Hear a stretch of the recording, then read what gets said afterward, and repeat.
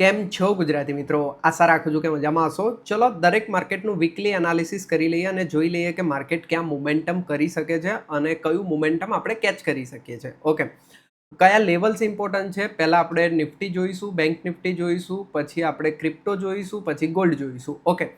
Right now તમે જોશો તો જે લાસ્ટ એનાલિસિસ કર્યું હતું આપણે હાયર ટાઈમ ફ્રેમથી લોઅર ટાઈમ ફ્રેમ, એ જગ્યા ઉપર આપણે આઈડેન્ટિફાઈ કર્યું હતું કે ભાઈ માર્કેટ જો આ રેન્જનું બ્રેકઆઉટ કરે છે ને તો આપણને એક અહીંયા સુધીનું મોમેન્ટમ જોવા મળી શકે છે. બરાબર છે. અહીંયા ક્યાંય ઓપન થાય છે ને આનું બ્રેકઆઉટ કરે છે તો અહીંયા જોવા મળશે, અહીંયાથી બ્રેકઆઉટ કરે છે તો અહીંયા સુધી જોવા મળશે, એવું આપણે એનાલિસિસ કર્યું હતું. ઓકે. રાઈટ નાઉ હવે આપણે થોડું વીકલી એનાલિસિસ કરીએ છીએ કે ભાઈ આપણને માર્કેટ કેવું જોવા મળી રહ્યું છે. રાઈટ નાઉ હું તમને વીકલી ટાઈમ ફ્રેમમાં લઈ જાઉં છું. બધા ડ્રોઈંગ્સ પહેલાં તો આપણે રિમૂવ કરી દઈએ અને વીકલી ટાઈમ ફ્રેમમાં આવી જઈએ, જેથી કરીને આપણે આઈડેન્ટિફાઈ કરી શકીએ કે માર્કેટ ક્યાં મોમેન્ટમ કરી શકે છે. તમે અહીંયા વીકલી ટાઈમ ફ્રેમમાં જોશો ને તો તમને ખબર પડશે કે ભાઈ માર્કેટે શું કર્યું છે ખબર છે.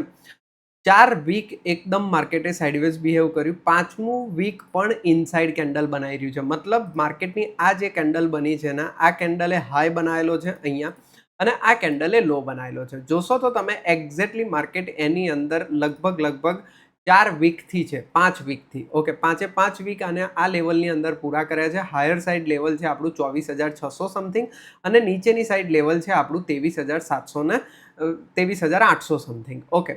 રાઈટ નાઉ તમે જોશો તો 800 પોઈન્ટની રેન્જ એ પણ એક જ વીકની કેન્ડલ બની છે, એની અંદર ઇનસાઇડ કેન્ડલ બની રહી છે. હવે જનરલી થતું શું હોય છે ખબર છે, જ્યારે પણ માર્કેટ આ ઇનસાઇડ કેન્ડલનો હાઈ ક્રોસ કરે તો પછી જનરલી માર્કેટ આ હાઈ પણ બ્રેકઆઉટ કરતો હોય છે ને અહીંયાથી એક મોમેન્ટમ જોવા આપણને મળતું હોય છે. આજે વીકલી એનાલિસિસ કરવા પાછળનો મેઇન ઉદ્દેશ્ય એ છે કે જ્યારે પણ તમને આવું ટાઈટ કન્સોલિડેશન મળે છે અને એનું બ્રેકઆઉટ થાય છે તો માર્કેટ ડબલ, મતલબ કે આ જેટલું કન્સોલિડેશન છે એનું ડબલ જેટલું મોમેન્ટમ ઉપરની સાઈડ કે કાં તો નીચેની સાઈડ બતાવી શકે છે. જોશો લાસ્ટ કેન્ડલ જે ક્લોઝ થઈ છે, જે ઇનસાઇડ કેન્ડલ બની છે, પોઝિટિવ બની છે, તો અહીંયાથી હાયર ચાન્સીસ છે કે માર્કેટ આ ઉપરનું લેવલ બ્રેકઆઉટ કરી જાય. હજુ આપણે લોઅર ટાઈમ ફ્રેમમાં ચેકઆઉટ કરીશું કે ભાઈ કયું લેવલ બ્રેકઆઉટ થતાં આપણે થોડી ઘણી ક્વોન્ટિટી એન્ટ્રી કરી શકીએ છીએ, દેન આ હાયર લેવલ બ્રેકઆઉટ કરતાં આપણે થોડી ક્વોન્ટિટી એડ કરી શકીએ છીએ. ઓકે.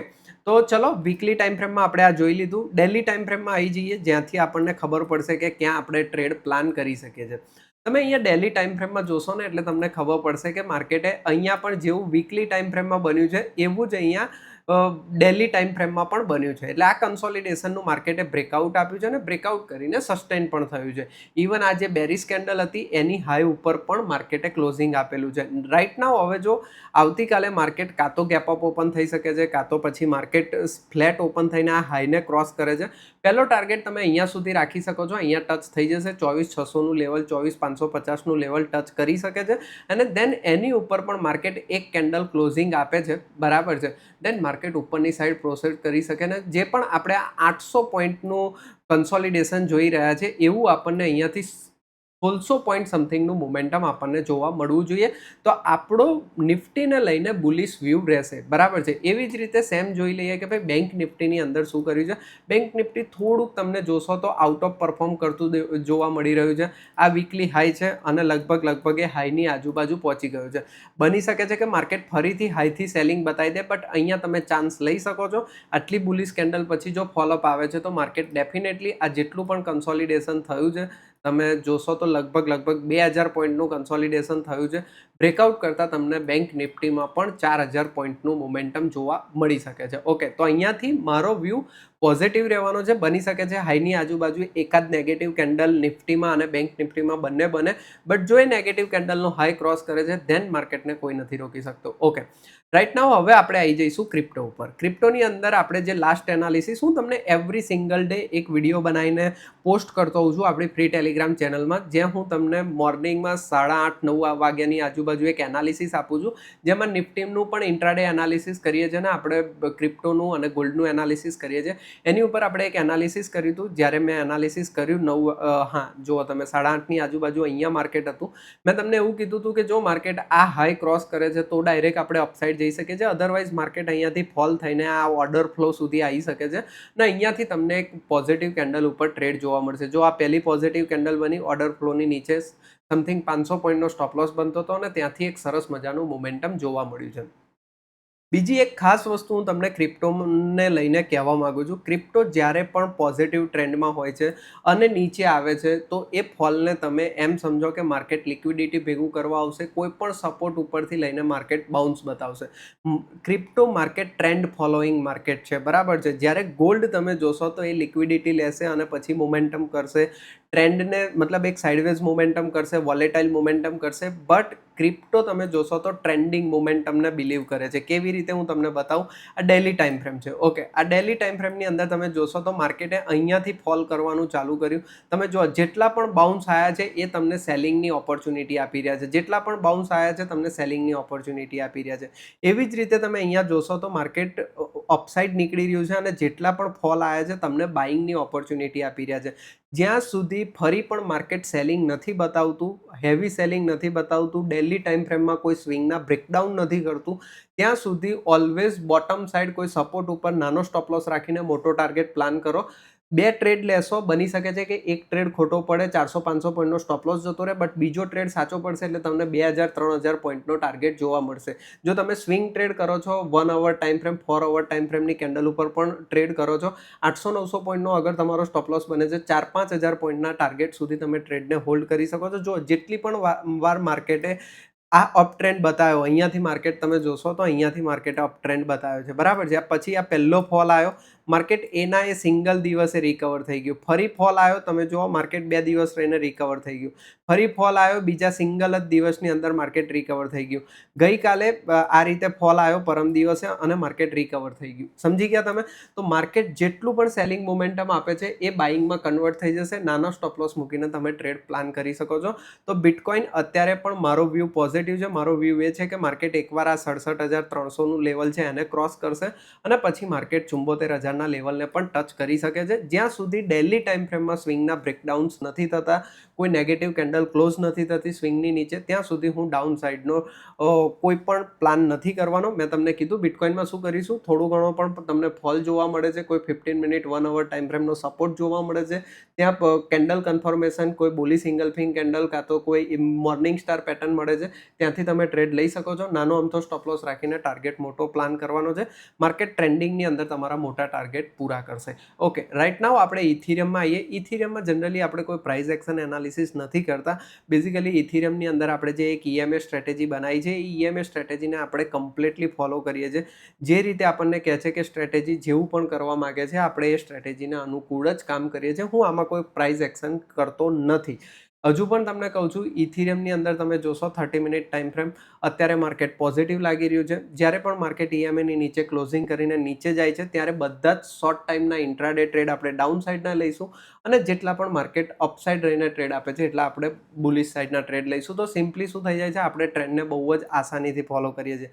જ્યારથી માર્કેટ અહીંયાથી ઉપરની સાઈડ નીકળ્યું, જેટલા પણ ટ્રેડ મળ્યા આપણને બહુ જ સરસ ટ્રેડ મળ્યા. અહીંયાથી નીચે નીકળ્યું, ડાઉન સાઇડના ઓલમોસ્ટ બધા ટ્રેડ સારા મળ્યા આપણને. ઓકે, તો આની અંદર આપણે આપણી ઇન્ટ્રાડે માટે ઇથિરિયમમાં આ સ્ટ્રેટેજી ફોલો કરીશું. અગર જો પ્રાઇસ એક્શન એનાલિસિસ કરવું છે અને આપણે જોઈએ કે ભાઈ માર્કેટમાં ક્યાંથી બુલિશ મોમેન્ટમ, ક્યાંથી બેરિશ મોમેન્ટમ જોવા મળી શકે છે, તો ડેલી ટાઈમ ફ્રેમ ખોલીશું આપણે અને જોશો તો કમ્પ્લીટલી માર્કેટ બુલિશ દેખાઈ રહ્યું છે. મારો પહેલો ટાર્ગેટ એ છે કે ભાઈ માર્કેટ અહીંયા જાય પછી તમને થોડું ઘણું, અને આ છે ને બિટકોઇનને ફોલો કરશે. ઓકે, જો બિટકોઇન પોઝિટિવ છે તો તમને આ પણ પોઝિટિવ જોવા મળશે, બટ 2000ના લેવલને ફરી ટચ કરી શકે છે.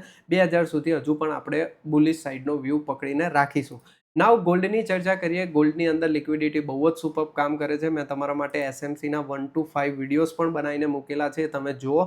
ઇન્ટ્રાડે દરમિયાન અગર તમારે ગોલ્ડ ટ્રેડ કરવું છે તો બહુ જ સુપર છે. તો પણ આપણે એક વીકલી એનાલિસિસ જોઈ લઈએ આની અંદર કે ભાઈ શું કરી શકીએ છીએ. હું અહીંયા વીકલી ટાઈમ ફ્રેમ ઉપર આવી જાઉં અને ત્યાં આપણે જોઈએ કે ભાઈ માર્કેટે કેવું બિહેવ કર્યું છે. તમે જોશો તો વીકલી ટાઈમ ફ્રેમની અંદર 51ના ઈએમએની નીચે છે માર્કેટ. વીકલી ટાઈમ ફ્રેમની અંદર માર્કેટ સપોર્ટ ઉપર પણ છે. તમે અહીંયા ધ્યાનથી જોશો તો આ વીકલી ટાઈમ ફ્રેમનો સપોર્ટ છે અને માર્કેટ સપોર્ટને એકાદ વાર રિસ્પેક્ટ કરી પણ ચૂક્યું છે, તો પણ સેલિંગ એની અંદર કન્ટિન્યુઅસ છે. બીજી એક વસ્તુ હું તમને બતાવું, માર્કેટ લગભગ 1, 2, 3 એન્ડ 4 વીકથી 4000ના લેવલને રિસ્પેક્ટ કરી રહ્યું છે. જો માર્કેટ વીકલી ટાઈમ ફ્રેમના આ હાઈને ક્રોસ કરે છે, મતલબ કે 4200ના લેવલને ક્રોસ કરે છે, 4230 સમથિંગનું લેવલ છે, બટ આપણે રાઉન્ડ લેવલ 4200 પકડી શકીએ છીએ. જો 4200ના લેવલને ક્રોસ કરે છે તો માર્કેટ અહીંયાથી પાછો પોતાનો ટ્રેન્ડ ચેન્જ કરીને પોઝિટિવ થઈ શકે છે અને ટાર્ગેટ લગભગ તમને 4700-4800 સુધીથી લઈને 5200 સુધી જોવા મળી શકે છે. જો માર્કેટ આનું બ્રેકડાઉન કરે છે તો as per price action 3300-3400 something, 3396 એટલે 3400 સમથિંગ માર્કેટનો સપોર્ટ બને છે. અહીંયાથી પણ બીજા 5-1000 પિપ્સનો આપણને ફોલ જોવા મળી શકે છે. રાઈટ નાઉ આપણે ડેલી ટાઈમ ફ્રેમનું પણ એનાલિસિસ કરી લઈએ કે ત્યાં આપણને માર્કેટ કેવું લુક લાઈક લાગે છે. બરાબર છે. અહીંયા તમને ડેલી ટાઈમ ફ્રેમમાં બતાવું તો માર્કેટ થોડુંક વોલેટાઇલ છે. બરાબર છે. માર્કેટ નીચે 2-3 દિવસ પડે છે, 2-3 દિવસ પોઝિટિવ રહે છે, 2-3 દિવસ નેગેટિવ, 3 દિવસ પોઝિટિવ, 3 દિવસ નેગેટિવ અને માર્કેટ પોતાનો ટ્રેન્ડ પકડીને રાખ્યું છે કે ભાઈ volatile with negative trend. Okay, જ્યાં સુધી માર્કેટ આ લેવલને બ્રેકડાઉન કરીને કેન્ડલ ક્લોઝ નથી કરતું, 3940નું લેવલ છે, જેનું બ્રેકડાઉન કરીને અગર માર્કેટ કેન્ડલ ક્લોઝ કરે છે તો ડેફિનેટલી આપણને બેરિશ સાઇડ મોમેન્ટમ જોવા મળે છે. તો આની અંદર પણ આપણે શું કરી શકીએ છીએ, જેટલી પણ હાયર સાઇડની લિક્વિડિટી જોવા મળે છે, જેમ કે આ નેગેટિવ કેન્ડલનો હાઈ છે, ત્યાં અગર માર્કેટ લિક્વિડિટી લઈને એક બેરિશ સિનારીઓ ડિસ્પ્લેસમેન્ટ બતાવે છે તો આપણે ડાઉન સાઇડ જઈ શકીએ છીએ. ઓકે, તો ગોલ્ડને અગર માસ્ટર કરવું છે તો 5 વિડીયો જોવો, તમને બહુ જ હેલ્પફુલ થશે. બટ અત્યારે ગોલ્ડનો વ્યૂ આપણે નેગેટિવ લઈને ચાલીશું.